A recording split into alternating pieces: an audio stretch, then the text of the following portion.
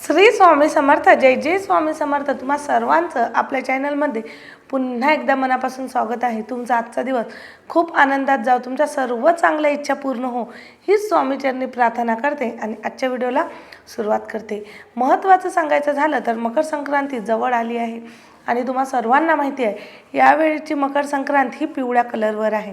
तर बरेच ताईंचे प्रश्न असतात, मग मकर संक्रांतीच्या दिवशी आम्ही पिवळं घालायचं की नाही घालायचं. तर महत्त्वाचं संक्रांत जवळ आली आहे आणि संक्रांत ही पिवळ्या रंगावर आहे.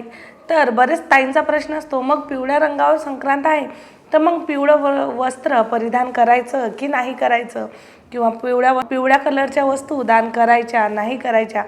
तर हे सर्व तुम्हाला आजच्या व्हिडिओमध्ये सांगणार आहे. त्यासाठी व्हिडिओ हा शेवटपर्यंत नक्की बघावा आणि जे पण ताई दादा चॅनलवर नवीन आहे त्यांनी चॅनलला लगेचच सबस्क्राईब करा, करून जे आपले पुढचे नवनवीन व्हिडिओ आहेत ते तुमच्यापर्यंत लवकरात लवकर पोहोचतील.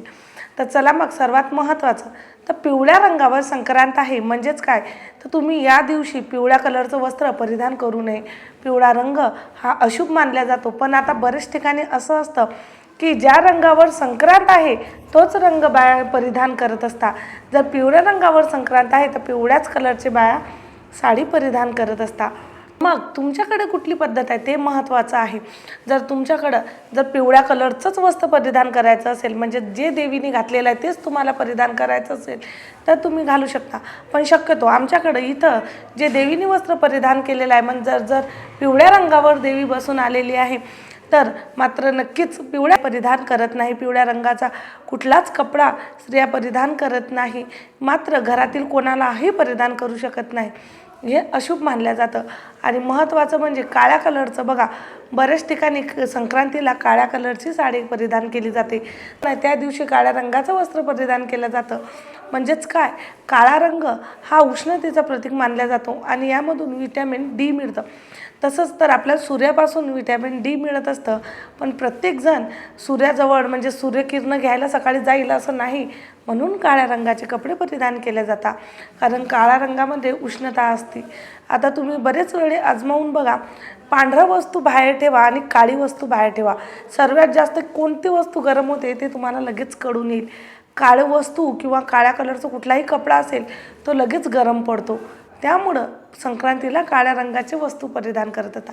पण आपल्या हिंदू शास्त्रामध्ये, आपल्या हिंदू धर्मामध्ये काळा रंग पूजेसाठी अशुभ मानला जातो आणि काळ्या रंगाचं परिधान प्रत्येक ठिकाणी करता असं नाही आहे, पण काही ठिकाण आहे ज्यांना काळा रंग परिधान करणे आवडतो ते करता, पण आमच्याकडे नाही केला जात, म्हणून आमच्या इथं कोणीच काळ्या रंगाचं पूजेसाठी तर परिधान नाही करत. अदरवाईज मग कुठं कार्यक्रम असेल तिथं शोकाने काळा रंग परिधान करू शकता, पण पूजेसाठी बिलकुल काळा रंग परिधान करत नाही. पण तुमच्याकडं काय करत असता ते नक्की मला कमेंट करून सांगा. आता महत्त्वाचं की तुम्ही पिवळ्या रंगाच्या वस्तू दान करू शकता. आता हा नक्कीच तुम्ही केळं दान करू शकता, कारण तुम्हाला अगोदरसुद्धा सांगलं होतं या दिवशी तुम्ही जेवढं जास्त पुण्य करसाल तेवढं तुम्हाला सूर्यदेव परत करत असतात. आणि महत्त्वाचं म्हणजे या दिवशी एकादशसुद्धा आहे, तर तुम्ही पिवळ्या रंगाची डाळ घरामध्ये पण करू शकता, किंवा मग जर दान करायचं असेल तर तुम्ही केळी दान करू शकता. तुम्ही पिवळ्या रंगाचं बाकीच्या वस्तू जर परिधान केला तर चालतील का, तर नक्कीच चालतील. तुम्ही पिवळ्या रंगाचं जर आता कसं आहे ना, बांगड्या भरपूर काही निघल्या आहेत डिझाईनच्या, वेल्वेटच्या सुद्धा बांगड्या आहे, पण शक्यतो बाईंनी हिरवा चुडाच भरावा आणि संक्रांतीला हिरव्या चुड्याचं खूप असं महत्त्व असतं. म्हणून इतर रंगाच्या बांगड्या तुम्ही घाला, असं नाही की तुम्ही घालूच नका, ती आपली आपली चॉईस असते, आपली आपली आवड असते, तुम्ही तुमच्या आवडीने करा. पण मात्र एक नक्की सांगायचं झालं तर म्हणताना की हिरवा चुडा बाईच्या हातात खूप शोभून दिसत असतो. तुम्ही कुठलीही साडी परिधान करा, तुम्ही कितीही मेकअप करा, पण जेव्हा हात भरून चुडा परिधान करसाल ना, जेव्हा हिरवी बांगडी हातात राहते तेव्हा बाईचं लूक अजून सुंदर दिसून येतं. म्हणून जर जमत असेल तर नक्की नक्की हिरवा चुडा तुम्हाला संक्रांतीच्या दिवशी भरायचा आहे.